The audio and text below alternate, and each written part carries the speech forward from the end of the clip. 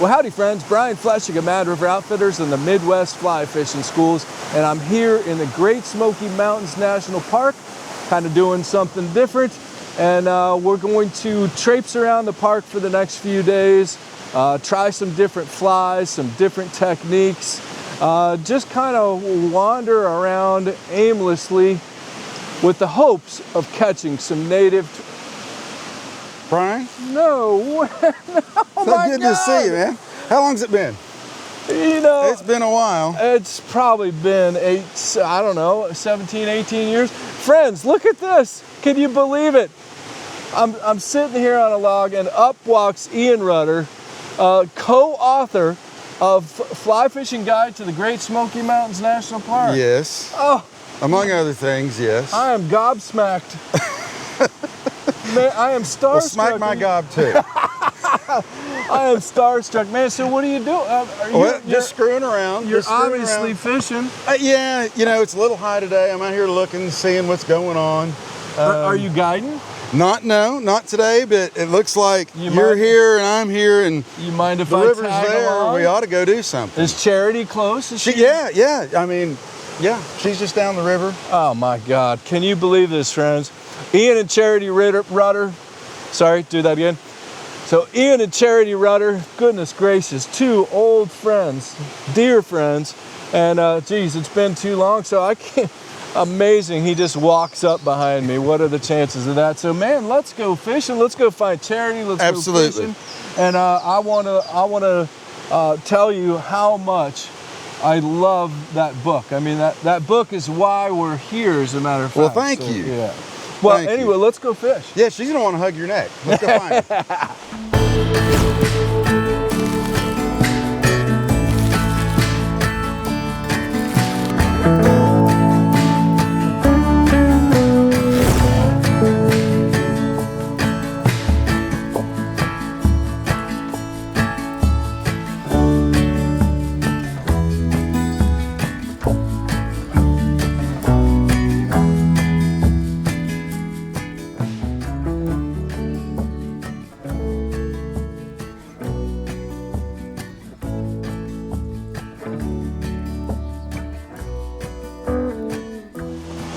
Okay.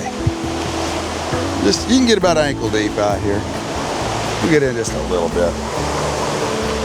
And just have that whole package in line with it. Right at that deep stuff. There you go. Oh. You're a little further over? There you go. Back. Give yourself a little step and kind of go straight right down the deep.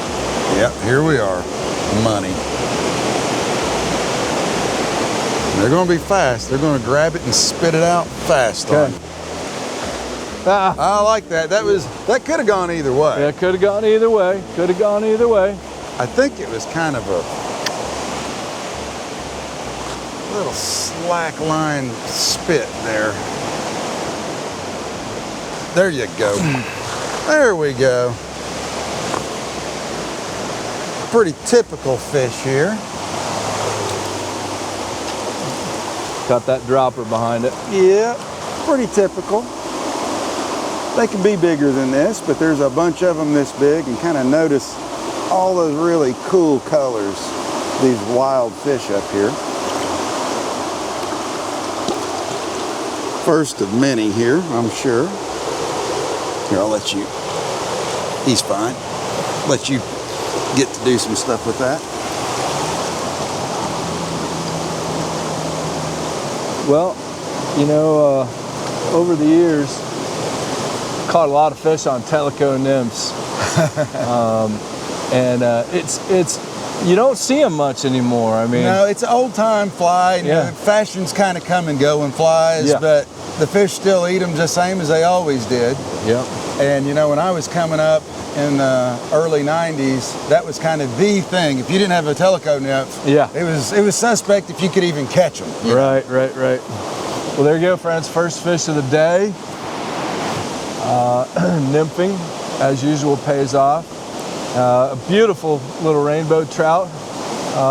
Kind of average. I'd say, yeah, it's in the running. Yeah. For this stream, it's probably average. It'd be maybe a head less than average in other streams. All right. You know, kind of depends. It's a smaller piece of water here, but that's a nice fish. That's kind of what you expect. And there's numbers, there's like hundreds of them right up through here. There's probably 20 or so right here where we're standing. Well, and the cool thing is, I mean, one thing that I just learned is to shorten up my nymph leader. I mean, this is a lot shorter than I use out in Montana or even back in Ohio on the Mad River. I shortened that up quite a bit. So my mid sections, I cut my butt back to about 2.5 feet. My mid sections down to about 8-9 inches each, and then to my tippet. Yes. And that made a big difference in the drifts I was getting. It does, and the fish eat it and spit it out so fast. It's important to have, you know, not too much slack between the fly and the indicator. And it's going through here pretty fast. Well, and it's just crazy to me how important to me, and I know to you, a longer fly rod is. And this 10-foot rod, a lot of people think that we're crazy when I say I fish a 10-foot rod in the Smokies. When I was growing up, I mean, this was like 6.5, 7 foot was the norm. And with this style of fishing, I've got to have that longer reach. Even an 11-foot rod is not out of the question.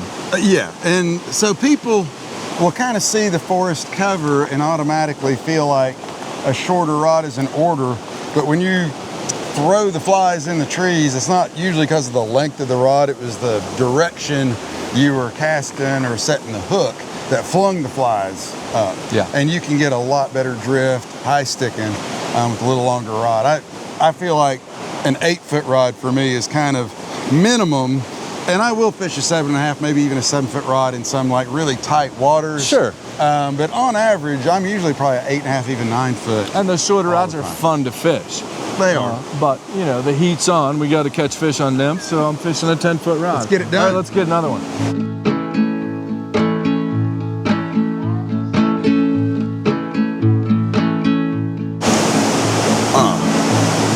Nice. Very nice.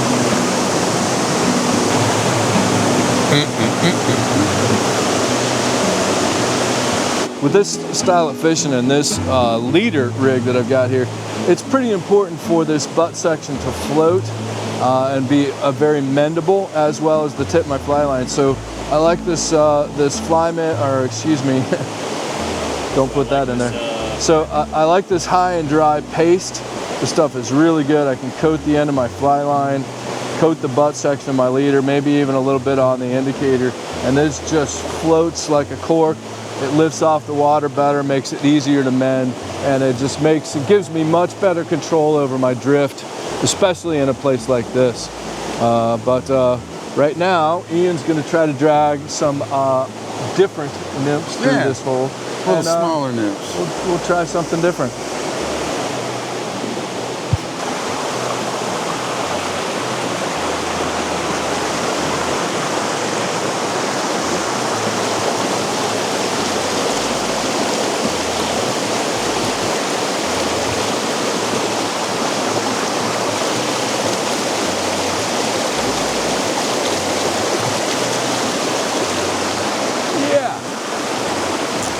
Oh, he came off. That's right. Got me up in the tree there. Yeah, well, welcome to the Smoky Mountains. You know it. You know it. Nothing's ever a given. Oh, man, that is so much fun, though.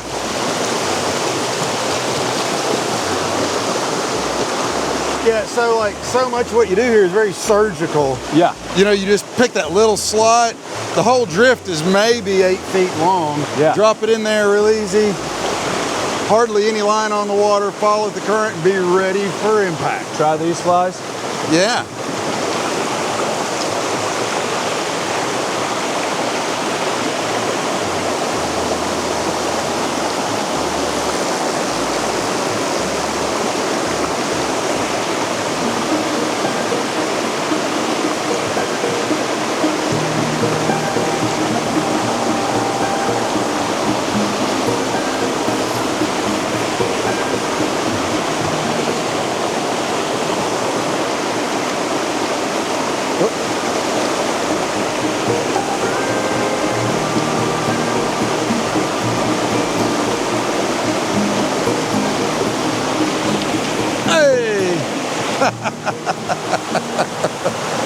You're a sniper, you hit those little targets. Yeah, right.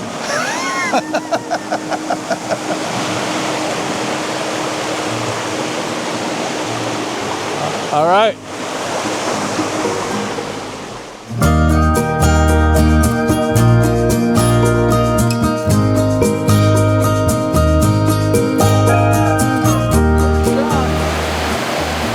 How about it?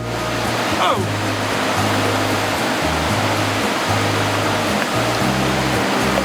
Nice drag over there. Get that neck.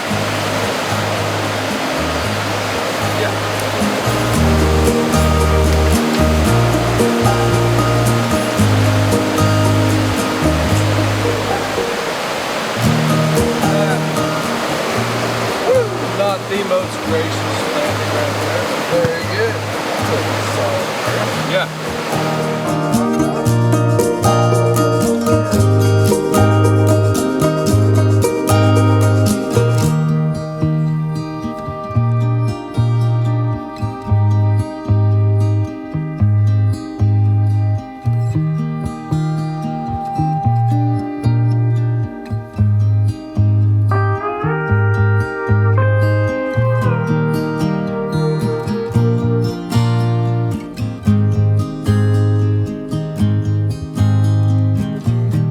So as you've seen, friends, we've been nymphing here this morning in our morning session of fishing.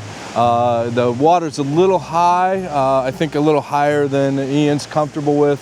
But it's great nymph water to me. So just wanted to run you through my gear real quick. I've got my 10-foot 4-weight. Yes, a 10-foot rod here in the Smokies. I almost always fish 10-foot rods for a nymph rig. I've got it overloaded with a 5-weight.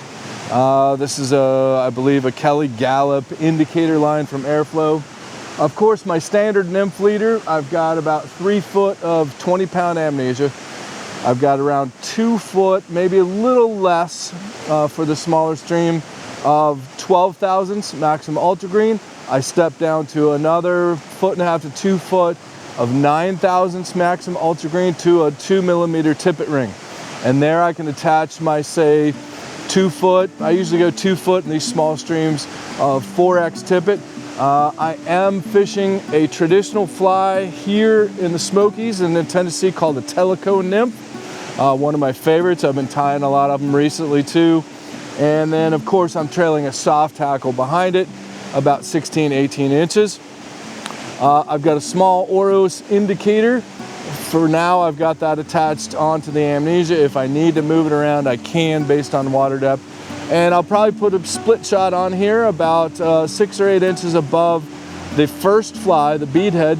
And of course, I'll adjust that split shot as I walk up and down the river. So just typical high stick nymphing, a standard rig that I would use here in the Smokies or almost anywhere that I nymph fish.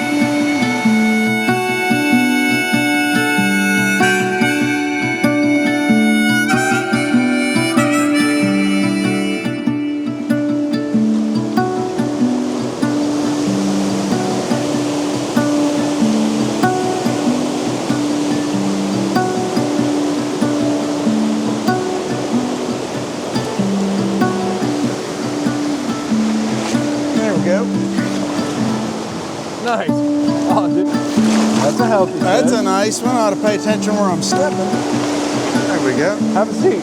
Yeah. You got that net, Brian? Yeah.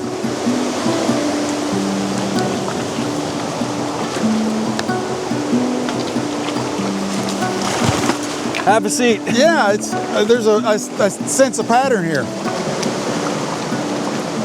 There you go. In the net. There we go. Solid rainbow trout here. On the bead. Point fly, yeah. He took it pretty good too. There we are.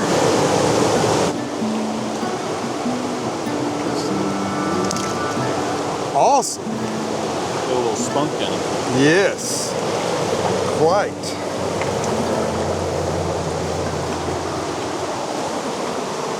Well, that was a little extra excitement for all the slipping and sliding there, huh? There you go, Tim Flagler. That's why I have this little net. I think it's cute. Yeah. It's light, cute. Size does not always matter. Size doesn't always matter. Sometimes smaller is better.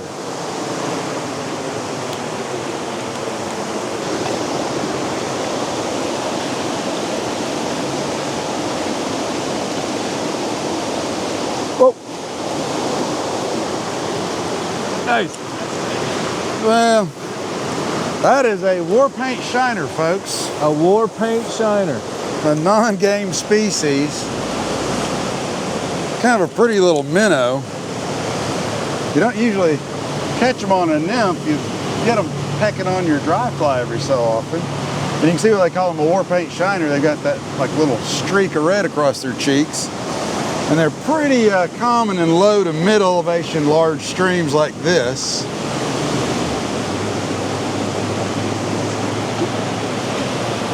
Pretty cool. One of the things that's been kind of refreshing of nymphing here with Ian is we haven't been using much split shot at all. I mean, it's kind of uncommon for you to use split shot. Well, if I am, it's a day like today or it's very cold. Yeah. But you know, it's May, water temperature's great, there's a lot of bugs. The fish really tend to eat in the column more than just sitting on the bottom. Okay. So they do move for it quite a bit. And I think sometimes if we start with shot, we might be under the fish or at least under where they're looking. I'm all about using it, but I want to be sure we've tried it without. And the flies are weighted. I mean, they're weighted already. Right. That Teleco nymph you had has got plenty. No, I heavily weighted this, and it's got a bead head on it, but it's been really cool, and I think you just get a kind of a sexier drift without. Obviously, it's more fun to cast without, but you know, you made the comment before, as we're putting on a split shot to fish this hole. When you get to different runs, if you feel that you need it, or maybe you fish a run without the split shot to try the column first, and then put split shot on to get a little deeper and see if they're hanging on bottom. Nothing wrong with that. It's easy to put on and take off. You made the comment earlier, the difference between a good nymph fisherman and a great fisherman sometimes is just a single piece of split shot. A single piece, hold on. A single piece of split shot. A piece of pot. Is that what? Well, there you have it, friends.